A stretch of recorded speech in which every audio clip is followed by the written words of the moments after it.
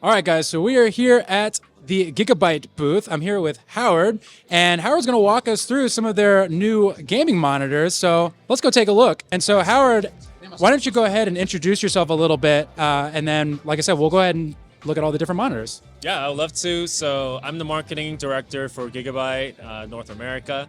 And what we got here today are a bunch of new Aorus OLED monitors. You guys are the first people to see these. Actually, a lot of these are not on the website yet, and we're gonna go over the whole line today. As you can see, got quite a lot of different sizes for you. So this is an Aorus OLED monitor for every user out there, really. And we've done some coverage on a couple different monitors, and I think one of the biggest things we've noticed with monitors lately is kind of the debacle between mini LED or OLED. And I think both kind of have their strengths, and we've said this a lot, but there's something about an OLED panel that just colors-wise is just absolutely fascinating. So, like Tyler said, OLED, you're gonna get, the nicest color accuracy, right? You're gonna get your rich blacks and everything. But this one's our M34 monitor. Our most popular monitor is actually the Gigabyte version of this one, the G34. That one is going to be an VA 144 hertz panel. This is an improved version of it, basically. OLED, you're going to get 240 hertz and also 0.3 seconds response time.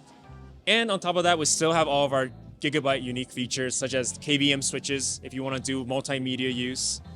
And we have stuff like OLED Care, which I know people are always worried about burn-in, all that stuff. It'll automatically do pixel cleaning for you and everything. Oh, wow. So it's a lot of stuff that has, kind of went into this. As you scale up into Aorus OLED, you're gonna still get all the features below with Gigabyte G series or M series monitors. Got it. So this is gonna be a great one. I think a lot of people like this size too, because we have a 49-inch coming up. As a racing game fan, I'm already super drawn to this one. So why don't you tell us a little bit about this guy? Well, the 49 inches, first of all, I would say Speaks very for immersive. itself. Very Yeah. immersive, speaks for itself and everything. 49-inch, 144 hertz, and we got 0.3 second response time as well for this one. Now, so with a panel this size, sometimes heat might be an issue. So what we've done is we've added fans to the back of the monitor, but they're very quiet. Like they're based out here, but Okay. putting your head close, you can't even hear it. No. I would say the only time. You hear it? Silent. And it's been running all day, right? Right. The only time I say, where the fans might kick in is if you're doing some intensive art creation, then Oh, okay. then you might hear a little bit. But outside of that, like this has been running Forza since yesterday nonstop, and we've been okay. So if it was going to run, it would have run by now. So you brought up a good point. As a creative professional myself, what's the color accuracy looking like on a panel like this? And does this carry down to all of the OLED models? I think that's another big question a lot of folks have is like, cool, I can game on it. And I think gaming, we like extra saturation when we game. Right. But if you're an editor too, right, and you want to use this for Premiere or Final Cut or something of that nature, what's the colors like? So this supports 10-bit color, of course. So That's huge. that's huge for a lot of creators, It is. right? It's also 99% DCI-P3, so color accuracy scaling wise is going to be pretty top notch, I would say. Like I said, not always the biggest fan of ultrawides because they're sometimes, for me, in my little space in my apartment, are hard to use. But I tell you what, for racing games especially, this kind of, to me, we're getting to a point where you don't even need 3 monitors anymore. You really can get away with just one of these guys. And honestly, what my bigger gripe is with ultrawides? I wish more games were better at filling the space. I think developers need to catch on to the fact that ultrawides are becoming way more popular these days. Right.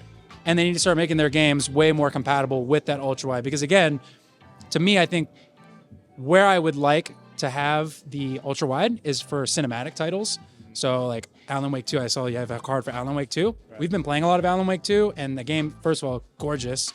I think that's a game where I would want it to be sort of that long cinematic, Right. standard. So Like Microsoft Flight Simulator is a big one. We chose Forza for a reason as well. of course, Really, any AAA title is going to feel great on this. But if you Now- want to do productivity, technically was this gonna say. is 2 27-inch monitors. oh, okay. So is it equally 227-inch, like Pretty much, measured? right? Okay. Yeah, pretty much. So like you can have your browser up here. You can have your whatever Excel sheet over here. Like it's also for product For work too. and for play, Yes. so it makes sense. I mean, this is the only monitor on your desk, hopefully, at this size. I don't, Okay, you so know, that's a good question. Is the aim for this sort of thing to be sort of a, hey, because I'll tell you, when I do my editing work, I only use one display. Right. Is this supposed to serve as a one display situation where you're not fussing with monitor mounts and 3 monitors? Is this really kind of designed to be a one and done, or maybe like a one and one on top? Like, what's kind of the... I mean, I would say eye of the beholder. Depends how you like it, right? Sure. So if you do want like a vertical screen, for example, if you like Okay. to do a lot of Twitter, Reddit browsing, Twitch chat or something like Twitch that? chat, something Yeah. like that, like you can either minimize the window kind of small, Right. arrow here, launch 2 other things here, or edit, maybe get something on the side even. But Can you this- you can go up if you want. Can this do the vertical? Can you rotate this to portrait? No. Okay. I'm glad it doesn't, because I've seen monitors that, like, I've seen people do that, and I'm like, it looks so strange to me. Like, I guess I get it, but I could never see myself getting a monitor like this and just using it for Twitch chat, because the specs on this are absolutely insane. And so, when do these go on sale? It's a great question. So actually, this is the one that's going to launch the soonest out of all the monitors. The we big have. one. The big one right Okay. there. End of this month. Oh, That's what we're targeting. okay. It's going to come in around $1,300. That's pretty reasonable, honestly. for- And then what about the smaller one? Do we have any pricing details on the smaller one? Smaller ones, not yet. Because Okay. these are probably launching more closely to like April, March timeframe. Got it. And we'll know once it gets around that time. Okay. Yeah. Very cool. All right, well, let's see what else we got over here. All right, so Oof. this is our FO32 U2P. It's a mouthful, but it's our very first DisplayPort 2.1 monitor. That's huge. I've got a lot of comments about DisplayPort 2.1 and sort of the advantages to that and what that actually enables. And I myself have been doing a lot of research on the DisplayPort standard, because I think that's, while it is a very technical thing, it's something that is important to understand when you're spending, $500, $600, $700, $800, etc. Yeah, So it's essentially like future proofing, right? Because a lot of like desktop graphics cards right now currently don't have the ports for it. But in the upcoming generations, maybe this will become a new standard. And yeah, hopefully, right? So just like, display ports, slowly got, phased in, right? Right. And stuff like that. This is going to be the next big thing. So with I this one, love it. I love the gloss finish, by the way. I'm just, not to interrupt you, but like the first thing I noticed with this is, we've talked about this a fair bit about how I prefer a gloss finish on my displays, even when gaming, right? Let's be honest, when you're gaming, theoretically, you're not letting light hit your display. You're probably in a darker environment. You're probably got the shades down. So to me, the glossy finish, especially, and this is OLED still, correct? this one is going to be OLED still, yes. Okay. The whole line here is going to be OLED, yeah. This looks so clean to me because of the glass. I don't know what it is. Now, anti-glare is cool because it looks like this one maybe has more of an anti-glare coating on it. Right. I understand the anti-glare appeal, but as a creative person and as a cinematic gamer, I love the glossy finish on this display. And I love the edge to edge. It looks very thin. So anyway, Yeah. I had to call that out. Yeah, so the cool thing about this monitor is, well, first of all, with the Aorus one, outlook-wise, you're gonna get like a nice metal stand. It's fully adjustable. Cool thing about it, OLED 4K, Yep. right, 32-inch. Yep. And we have all these additional features like the KVM still, and something called a tactical switch. So some FPS shooters, if you like to play Valorant, CS2, you prefer a 24-inch. We actually have a physical button on the back of the monitor. Before you launch the game, you can go ahead and adjust your monitor to 24, 27-inch size, and it'll launch the game in that size for you. So now a lot of people are like saying, you know, I don't want to get this because I like only playing on a certain resolution. Well, now you can do both of best worlds, basically. That's really cool. That's the first time I've ever heard of anything like that. I mean, I don't play Valorant because I suck at it, but maybe for League of Legends, when Rudy and I play together again, maybe we'll have to try something like that out. Yeah, see? You know. And this tactical switch is also going to be available on basically our whole line of the Aorus monitors. So, Okay. we don't want gamers to feel like restricted on how they can play and stuff like that. So now we're adapting to them more so. And besides that, all the OLED care stuff I was telling you guys about still on the model as Carries well. over. It carries over as well, yeah. Awesome. No, I think again, I'm a sucker for the 16 by 9. I don't know what the 30-inch 16 by 9 to me is like the sweet spot for monitors right now. Like as much as that one is like so eye-catching, something about this one I'm still like super drawn to. So Yes. this one looks, to me so far, this one stole my heart immediately. Yeah. But And then lastly, this is our last new OLED monitor that we have to show you guys. It's the FO27Q3. So it's OLED.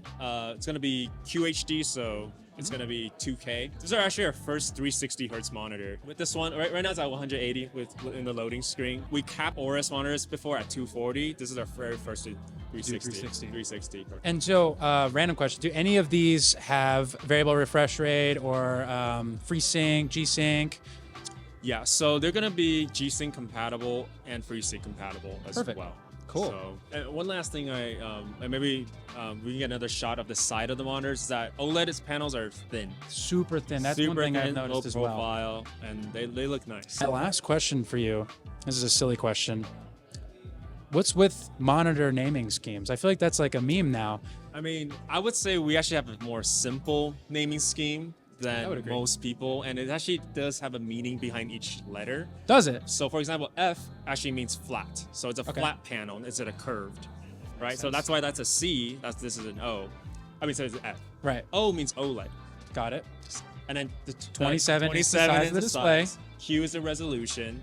And then the other Interesting. numbers, this is a little more complicated, but But generally for the speaking- first few digits, you can see exactly what monitor it is. Interesting. And I would say at least our names are, they're capping out at like six to eight letters. I think that's which- always a funny thing in the space is like everyone always harps on the like, why do they call, like every other product has some really badass name, you've got all these crazy, and then for monitors, it's always like a serial number. And I feel like at this point, brands are just like, everyone's used to it now. But the first time someone comes out with a monitor that like, it'd be really cool if like the letters still had the same meaning, Right. but they spelled another word within them. Yeah, That'd be an interesting take. Well, very cool. that is all of the new Gigabyte models you can expect to see throughout the year. I'm super excited to hopefully get my hands on a few of them and check them out. Howard, thank you so much for your time and showing us around the booth.